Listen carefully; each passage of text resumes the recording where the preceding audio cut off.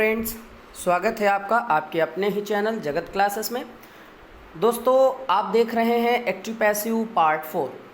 आज हम लोग बात करेंगे कुछ ऐसे क्वेश्चंस की जहां पर डबल ऑब्जेक्ट आता है, यानी कि दो ऑब्जेक्ट आ जाते हैं जिनको हम दोनों ऑब्जेक्ट से बना सकते हैं। तो नोट जैसा कि आप सामने देख रहे हैं, इसको देख लीजिए कि in which sentences two objects are given, मतलब कि जिन वाक्यों में दो ऑब्जेक्ट दिए होते हैं या दिए रहते हैं, so we can make passive voice with both objects. तो ऐसे सेंटेंसेस का जो पैसिव है हम दोनों ऑब्जेक्ट से बना सकते हैं। But which object is closed, लेकिन जो ऑब्जेक्ट क्लोज होता है with verb is more suitable. जो ऑब्जेक्ट वर्ब के क्लोज होता है ना, उससे बनाना थोड़ा सा मोर सुइटेबल होता है, बट हम दोनों से बना सकते हैं। तो पार्ट 1, पार्ट 2, पार्ट 3 अगर आपने नहीं देखा है तो आप ज़रूर देखिएगा, ठीक है। उसके बाद पार्ट 4 के बारे में आगे एग्जाम्पल से, बहुत छोटा सा है, आप बोर नहीं होंगे, ठीक है। बहुत छोटा सा है पार्ट। अगर आपने हमारे चैनल को सब्सक्राइब नहीं किया है तो वो भी कर दीजिए, हैं, कर दीजिएगा, ठीक है। आगे चलते हैं, क्योंकि जब भी हम कोई वीडियो आपको देंगे, ठीक है, तो वो क्या करेगा, आपको अपने आप बिना सर्च किए उस पर मिल जाएगा। आपके स्क्रीन पर सुबह आप देखोगे तो आपके स्क्रीन पर बिना सर्च के आ जाता है, फिर आपको ढूंढना नहीं पड़ता, रिमेंबर नहीं कराना पड़ता, सीधा आपने ओपन किया और उसको स्टडी कर लिया। तो ठीक है, अगर सब्सक्राइब नहीं किया है तो कर दीजिए। वैसे हमें उम्मीद है आप लोगों ने सब्सक्राइब कर दिया होगा, ठीक है। तो आइए कुछ क्वेश्चंस देखेंगे, 2 ही एग्जांपल्स देंगे, बहुत ही छोटा सा वीडियो है, ठीक है। तो ही टीच मी हिंदी, ठीक है, तो वह मुझे हिंदी पढ़ाता है। तो पढ़ाता है क्या, हिंदी। पढ़ाता है किसको, मुझको। मतलब एक तरह से दो ऑब्जेक्ट है, टीच किया जा सकता है हिंदी को भी और मुझको भी। तो ऐसे क्वेश्चंस में डबल ऑब्जेक्ट जब आता है तो मैंने आपसे कहा था कि दोनों से बना सकते हैं, लेकिन जो आगे होता है वर्ब के पास में उससे बनाएंगे। तो पहले देखेंगे कि ही टीच्स मी हिंदी, तो हिंदी बाद में आई हुई है और मी पहले आया हुआ है। टीच के बगल में, टीच हमारी वर्ब है, मेन वर्ब है। तो मी को आगे ले जाओ, क्या बना दोगे, आई, जो सिंपल है कि पैसिव वॉइस में ऑब्जेक्ट को सब्जेक्ट की जगह ले जाते हैं। फिर टीच जहाँ लिखा है वहाँ पर आप देखिएगा ये प्रेजेंट इंडेफिनिट टेंस है, जैसा कि आप इंडेफिनिट का वीडियो देख चुके हैं। तो जब इंडेफिनिट आता है, yes, yes, do, does, first form जब भी कभी आ जाए तो समझ लेना कि वो प्रेजेंट का इंडेफिनिट है। तो उसको पैसिव बनाने के लिए इज, एम, आर यूज़ करते हैं। तो आई के साथ क्या यूज़ करेंगे, एम, है ना, इज और आर तो यूज़ नहीं कर सकते। तो मैंने क्या किया, आई, एम, फिर वर्ब की थर्ड फॉर्म टॉट। तो आई एम टॉट हिंदी, है।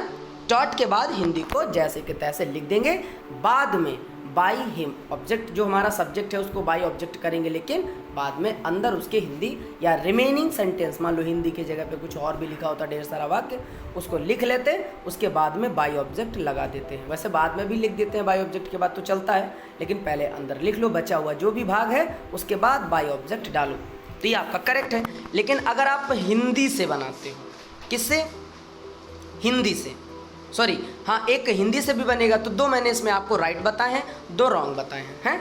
तो अगर मी से बनाओ, आई ले जाओ, I am taught to Hindi by him, same to same है ऊपर वाला नीचे वाला, लेकिन इसमें क्या देख रहे हैं आप कि टॉट के बाद टू लगा है। तो टॉट टू हिंदी, यहाँ पर ये गलत है। ये जो ऑब्जेक्ट है इसके साथ आप टू का यूज़ नहीं करेंगे। जब आप आई से बनाओगे तो उसके साथ आई am taught Hindi by him, जो अनदर ऑब्जेक्ट होता है उसके साथ आप टू नहीं लगाओगे अगर वर्ब के पास वाले ऑब्जेक्ट से बनाते हो। लेकिन अगर इसी जगह पर हम हिंदी को हिंदी से बनाएं तो आओ देखते हैं कैसे बनेगा। तो हिंदी आगे चली गई और हिंदी के लिए एम का यूज़ नहीं करेंगे, वहाँ पर इज लगाएंगे। तो आई एम टॉट था तो यहाँ पर हिंदी इज टॉट हो जाएगा, हिंदी इज टॉट, फिर टू मी। अब देखो, उधर टू हिंदी है तो रॉन्ग है और इधर टू मी है तो सही है।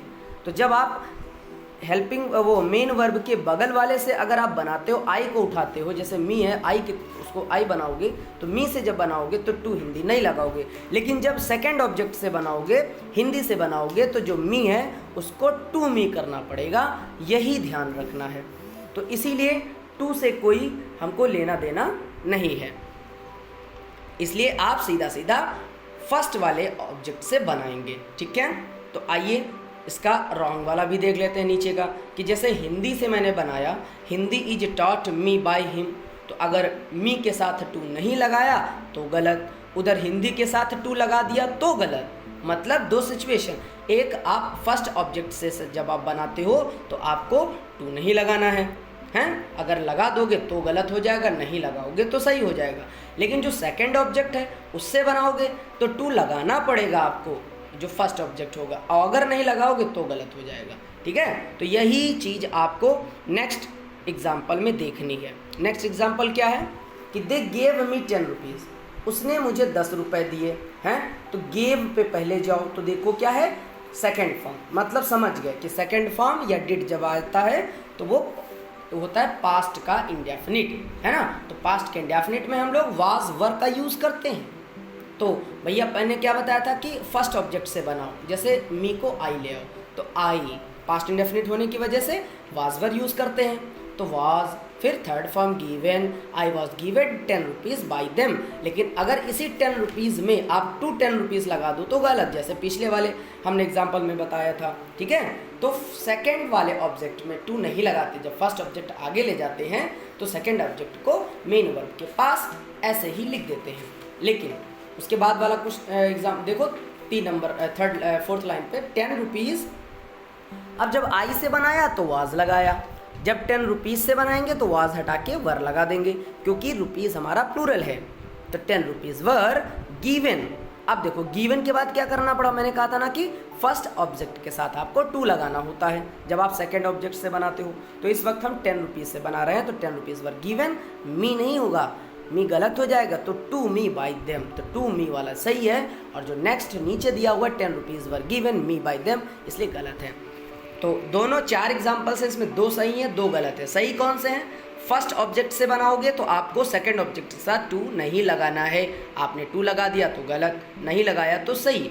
लेकिन अगर आप सेकंड ऑब्जेक्ट से बनाते हैं जो बाद में आया हुआ है 10 रुपीज़, उसमें आप बनाओगे तो फर्स्ट ऑब्जेक्ट को टू देना पड़ेगा, तो टू मी लिख करके बाय देम करो। और सेकंड जब आपका, या तो 2 एग्जाम्पल आप इसमें देख सकते हैं। ठीक है, सेकंड ऑब्जेक्ट से बनाना है तो फर्स्ट ऑब्जेक्ट को टू लगा कर देना, भले ही टू तुम्हारे पास इस क्वेश्चन में ना हो, अपनी तरफ से टू डालो। इसीलिए मैं कहता हूँ कि फर्स्ट वाला method is the best method, is the best. तो इसीलिए तो आप पहला वाला बनाइए, अगर कभी सिचुएशन पड़ती है आपको याद रहता है तो बना सकते हो, कोई दिक्कत नहीं है। लेकिन बोर्ड के एग्ज़ाम में हम रिस्क क्यों लें, हैं, सीधा सीधा हम फर्स्ट वाला ही ना यूज़ करें।